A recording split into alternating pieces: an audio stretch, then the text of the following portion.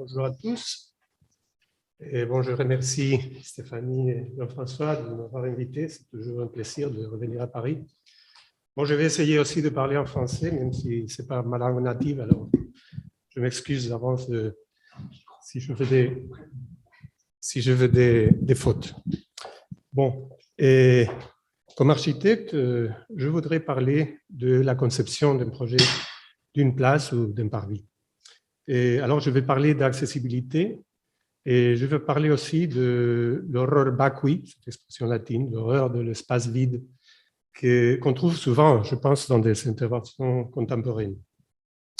Alors, je voudrais commencer avec cette image de la Piazza del Campo di Siena, bon, à mon avis, l'une des places les plus belles du monde.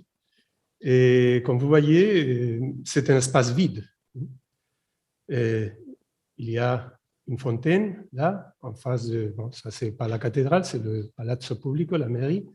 Et il n'y a que la fontaine de la Fonte Gaia de Jacopo della Quercia, et c'est tout. Et je voudrais aussi montrer quelques autres exemples en Italie, non, avec cette place vide, en pierre. Parce que ce que je veux dire, c'est qu'il faut comprendre que quand un architecte est chargé de l'aménagement, de la conception d'une place historique dans une vieille ville, presque tout le travail est déjà fait par les architectes qui nous ont précédés et qui ont dessiné les façades qui constituent et déterminent l'espace architectural de la place. Alors, qu'est-ce qui en reste?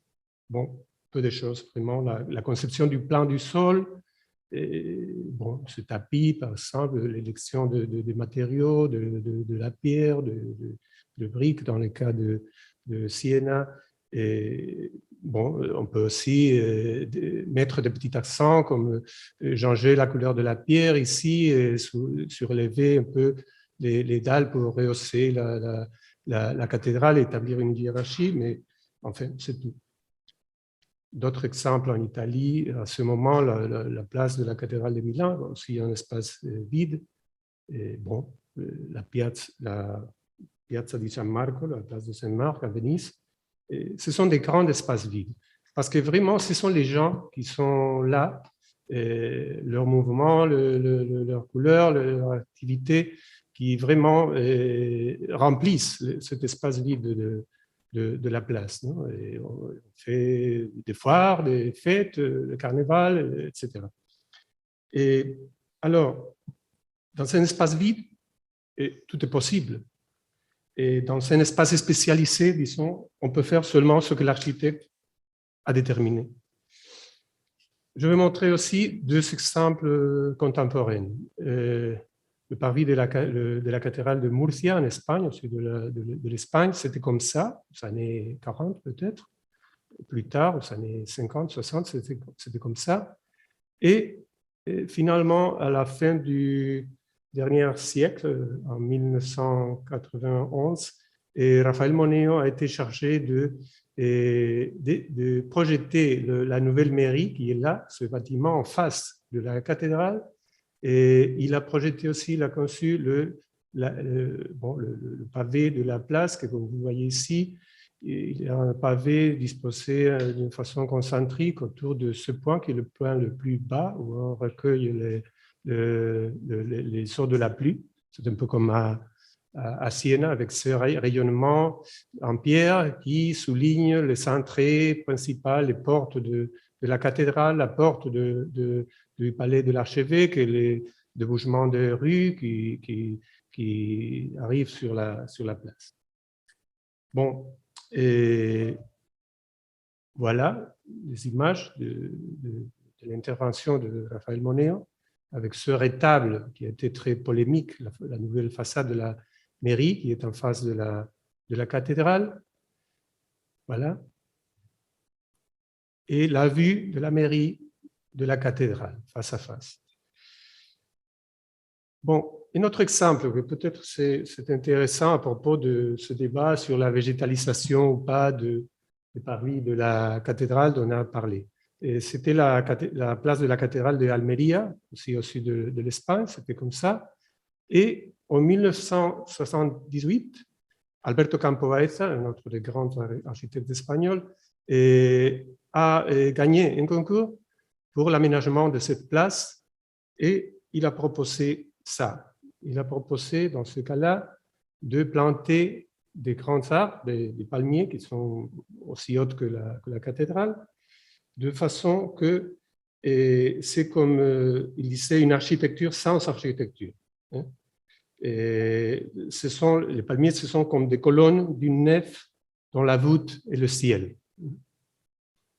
Voilà le modèle qu'il a fait à ce moment-là, le plan avec 24 palmiers. Ils sont nefs artificielles qui continuent les nefs de la cathédrale à l'intérieur. Et finalement, le résultat, plus de 20 ans plus tard, l'année 2000, quand finalement on a pu refaire tout ça. Bon, et comme vous voyez, ce sont les événements qui se passent là, qui remplissent cette place avec l'ambiance, le mouvement, la couleur des gens. Mais c'est ça, c'est du marbre blanc, comme dans le reste de la vieille ville, et les palmiers, c'est tout. Bon, et maintenant, je voudrais aussi vous expliquer deux interventions que nous avons faites à mon agence à Pampelune, qui tous les deux ont un rapport avec la question de l'accessibilité, qui est une question qui est très présente dans les interventions contemporaines sur l'espace public. Il y a une sensibilité de faire la ville accessible à tous, spécialement handicapés, personnes âgées. Bon, alors, c'était aussi un concours qu'on a gagné à Vitoria, au Pays Basque, espagnol, et sur les abords de la place de la cathédrale de Vitoria, qui est celle-ci. Alors, pendant beaucoup d'années, on a fait des travaux de réhabilitation de la cathédrale et on a fait des visites touristiques au chantier qui ont été très réussis. On a eu un grand succès sur cette visite.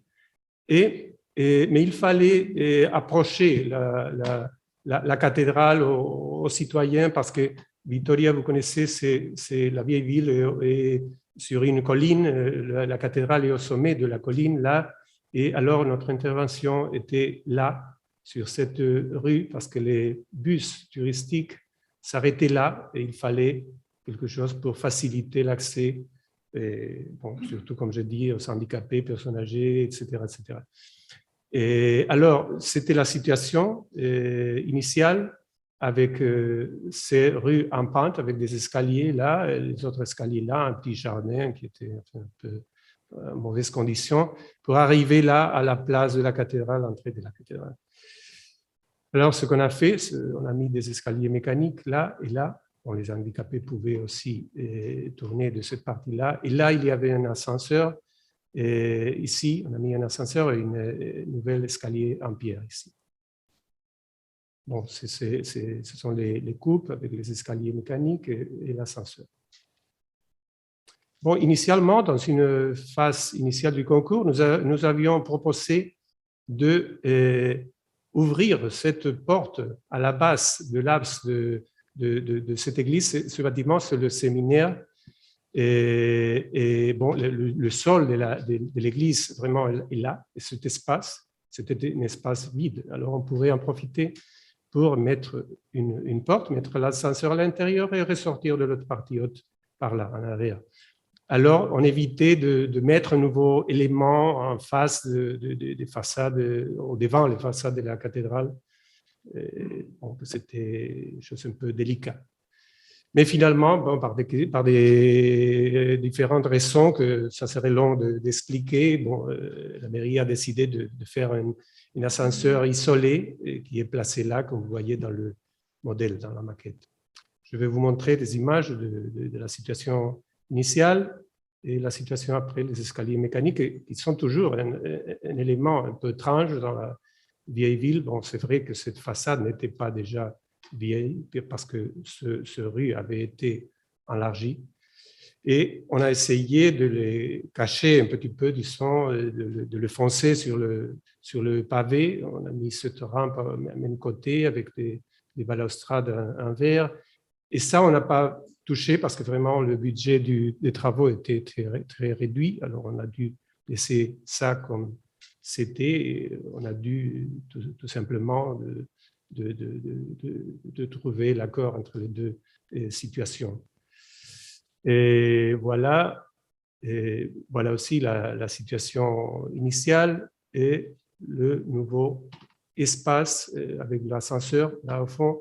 Et cet espace un peu élargi avec un banc, un arbre qui devra croître pour procurer de l'ombre, j'espère, et qui est en face de ce bâtiment, qui est aussi un bâtiment historique, qui va être réhabilité pour des nouveaux usages publics aussi. Alors voilà, l'escalier en pierre qui est fait avec la même pierre avec laquelle on a construit le bâtiment de Sarantour, l'ascenseur avec un verre extra clair, auto-nettoyable, pour essayer de le faire si transparent que possible. Bon, voilà l'intervention. Ascenseur qui est très utilisé. L'ascenseur est fait avec une structure en acier inoxydable patiné en bronze pour mieux l'intégrer. Bon, et c'est ça, c'est une toute petite intervention. Et je veux aussi vous raconter une autre intervention un peu plus ambitieuse à Pampelune. C'était aussi un concours, c'est l'aménagement des saveurs du Monumento a los Caídos, c'est-à-dire le monument aux morts de la guerre civile qu'on a été construit ici, dans cette position. Vous voyez ici la vieille ville, la citadelle, l'expansion urbaine de Pampelune pendant le XXe siècle, de 1920 à 1960 à peu près. Et ce monument et cette place étaient conçus comme le final de la ville nouvelle, de l'expansion du XXe siècle. La ville finissait là parce qu'il y avait une pente ici, cette zone est plus basse du point de vue topographique. Et alors, on a conçu ça comme la finition visuelle de la perspective de l'avenue principale qui est celle-ci, l'avenue de Carlos III. Mais qu'est-ce qui se passait? Que maintenant, ça, c'est une barrière, parce que ce final, cette interruption du tissu urbain ne permet pas les connexions avec la nouvelle ville qui est née plus au sud très récemment. Alors, il y avait un problème à résoudre. Vous voyez ça comme c'était et comment c'est maintenant. Bon, pour expliquer un peu mieux le projet qui est fait à la fin des années 50, au temps de la dictature de Franco, et c'est un monument aux vainqueurs de la guerre civile, bien sûr. Et alors, on a projeté le dessin de la place avec des logements très classiques. La spéculation à cet temps, à la fin des années 60, a fait rehausser un peu le bâtiment, ce qui a changé l'échelle de la place. La place avait des arbres, avait des rues et des voitures et tout autour, un étang profond avec des jardins là qui coupaient là au milieu pour refléter le monument, un petit jardin en arrière, les arcades, le grand temple, la grande église votive, disons, funéraire, et aussi une petite église, l'église paroissiale et le centre paroissial qui ont été construits, qui étaient déjà prévus dans les plans initiaux et qui ont été construits un peu plus tard. Alors, qu'est-ce qu'on a proposé? Bon, peut-être je reviendrai sur cette image de l'époque où on voit comment ce caractère monumental, l'expression du pouvoir, non, des vainqueurs de la guerre civile, était exprimé par ces terrasses, ces escaliers qui sont mis sur une plateforme artificielle parce que ce terrain-là est plat, le jardin est au même niveau que la place. Mais ça permettait de rehausser le monument, d'accentuer son caractère monumental. Bon. Alors, qu'est-ce qu'on a proposé? On a proposé de traverser délimiter les terrasses, cette plateforme artificielle, pour que les piétons puissent traverser au-dessous des arcades latérales et faire la connexion directe entre la place et le jardin, et après, à travers le jardin, dans une situation semi-souterraine, passer sur ce rond-point et arriver au parc, au nouveau quartier. Bon, vous voyez ici dans le couple que c'était possible avec des 12 pentes. On pouvait descendre, passer sous les arcades et remonter là au jardin sans rien toucher du monument. Et en plus, on créait ce porche ici. Et de le porche, on pouvait entrer dans la base où sont les fondations du bâtiment et la crypte. Et on pouvait utiliser tous ces espaces pour mettre le service et les espaces complémentaires qui permettaient une utilisation publique de l'ancien temple, église funéraire. C'était un concours d'idées, pas seulement pour l'aménagement des avoirs, mais aussi pour l'utilisation du temple qui a passé de l'archevêque à la mairie. Et bon, il y avait des gens en concours qui ont rempli ça de galeries, etc. Nous aussi, voulions laisser ça vide parce que ce qui est intéressant, c'est l'espace lui-même, l'échelle monumentale de l'intérieur. Et alors, cet espace-là, sous l'espace principal, était très utile pour les services complémentaires. Et alors, c'était la situation actuelle avec toutes ces terrasses et barrières architecturales là, qui ne permettent pas de traverser, même dans le sens nord-sud, comme dans le sens est-ouest aussi. En fait, si je reviens sur cette image, quand j'étais petit, pour aller à l'école, je devais toujours monter et redescendre pour aller de ma maison qui était là à l'école. Et aussi, dans l'autre sens, c'était pareil. Je devais monter, après redescendre. Bon, alors, comme vous voyez ici, avec ce porche, on fait le quatrième porche de la place carrée. Il y avait déjà des porches sur ces 3 côtés. Et maintenant, on peut traverser sur les porches dans le sens est-ouest. Bon, on pourra, si on fait le projet.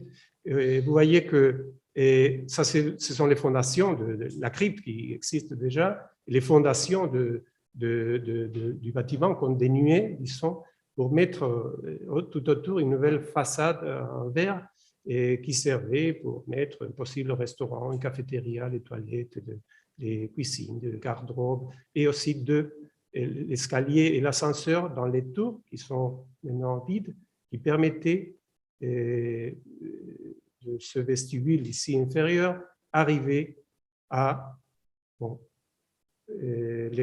à la partie supérieure.